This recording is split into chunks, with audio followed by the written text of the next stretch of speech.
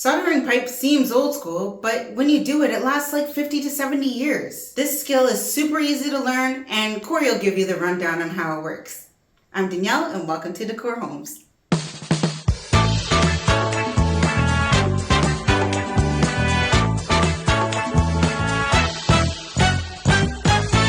Hi there, Corey from De-cor Homes. In today's episode, I'm going to show you how to do some soldering. So what we have to do is solder on a cap right here, and I'm going to show you how that's done. So the first thing that we end up doing is we have to gather all of our tools. The tools that I need for this job is my copper cutter. I need my torch. I have my pipe cleaner, which cleans the outside and the inside of pipes. So this is a 1/2 inch, and then this is 3/4 inch. I also have another pipe cutter here that I use, and mainly for this tooth here so that I can stick it inside and clean any burrs that are on the edges. I use sandcloth. Sandcloth is really important because if you make your cut and it's a little bit rough around the edges, you can sand those rough edges off so that you can put whatever caps on or whatever other fitting you have to go on. I always have a wire mesh, that way I can clean around the pipes both inside and outside. My can of flux, I always have this because it cleans the pipes both on the inside and outside as you're soldering. It also gives you a much better chance of getting a clean solder. Then I have my solder. So what I always do is I always pull these links a little bit higher, that way my hand is further away from the torch, and I put a little hook here. That way all I have to do is touch it against the pipe every so often until it's hot enough to suck around. And probably most importantly, I have this protective plumbing sheet here. I believe this is made out of a Kevlar material. That way, when you're doing your solders, you could actually protect these vulnerable items and give yourself a better chance of not causing damage. So guys, before you do any soldering, step 1, you turn off your water. So what we did was we turned off the water, we made our cut. You make sure you get your cutting device. So this is just a manual cutter. You just have to make sure you spin it in the direction that the arrow is facing. And now we're pretty well ready to go. This is our cap, okay? Now, in this particular situation, we gotta be careful because there's PEX. People love PEX, but the only thing is, the stuff melts. Not good. I have to do a solder fairly close to this PEX pipe here. Preparation for soldering is half the battle because the solder is a quick 1, 2, 3. But when I'm cleaning a pipe, I cut it, then I use this tooth on the inside. It cleans the burrs. I will go one step further and clean with this guy. I clean the outside. And then I do one final pass with my wire mesh. Now that's what it should look like. Clean as a whistle. Okay, this is flux.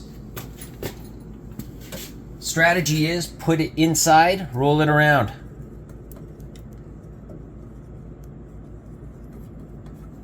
Okay, this is fully covered now. On this section, I'll just put it on the inside.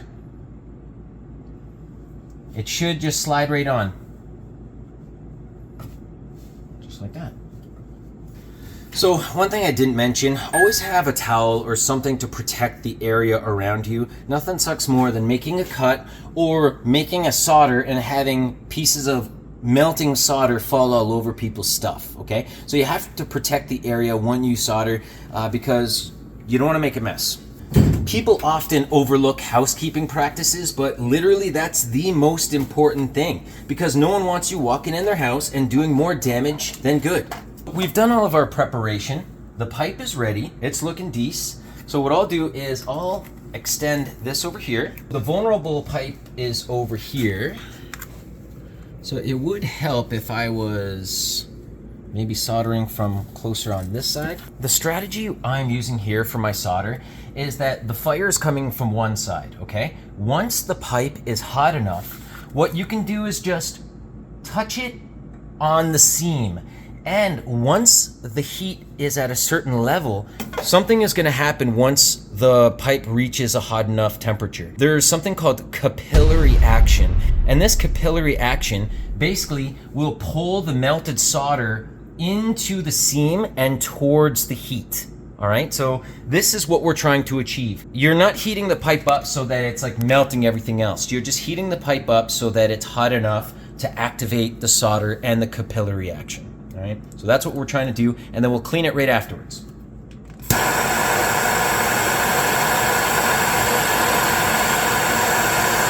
Do you see that? See how it's sucked all the way around? It went all the way under here. So as I continue to heat it up, do you see how it's sucked all the way around? So that's what we're looking for.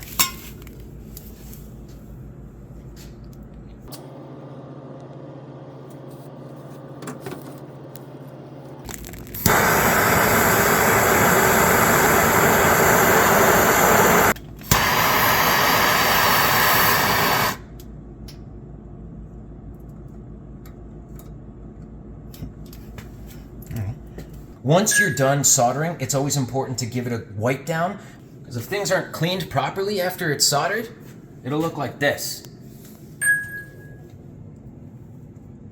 Now that we're done our solder, we need to turn the water back on. If you're working solo, turn on your water, check the pipes, make sure that it looks good, and then go around and turn off the rest of the valves in your house, i.e. your shower, your vanity, your sink, all that stuff. Turn off all those and then come back down. Because if you turn on the water and it may not be at full pressure, but if water's running through here, you should be able to identify a leak. And should you have a leak in an unfortunate situation, no big deal, you try it again. Myself personally, when I turn the water back on, I don't like to shut the valves ahead of time because I want the water to be running when I turn off the valves. Because what'll happen is if you turn the water back on, but if everything's already closed, once you go to turn on your water, you'll have that spitfire, that you know, that thing that happens when you turn on the water and you're like, damn, there's more air than water coming out of this thing. Now that's how you do your own solder. Guys, there's no damage on this project. We made a simple cut. It probably costs about $60, $70 for the tools that you need to get this job done. But once you get everything, this little cap here is like 50 cents or $1 or something. It's probably like $1, super cheap. So I'm using $1 worth of material, and we have $70 to $100 worth of tools. So if you would have called a plumber here, it would have been like minimum an hour for their time or a minimum 2 hours for their time. Plumbers could be anywhere between $100 to $150 an hour.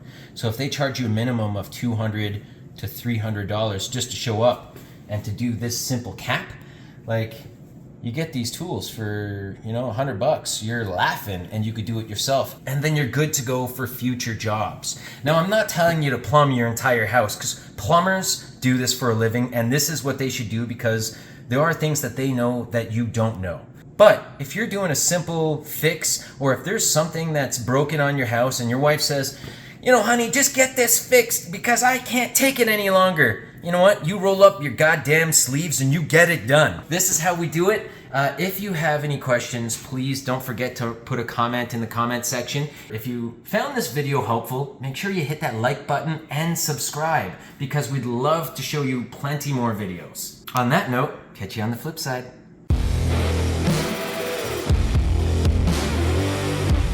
You made it to the end. Make sure you check out our other videos and don't forget to subscribe.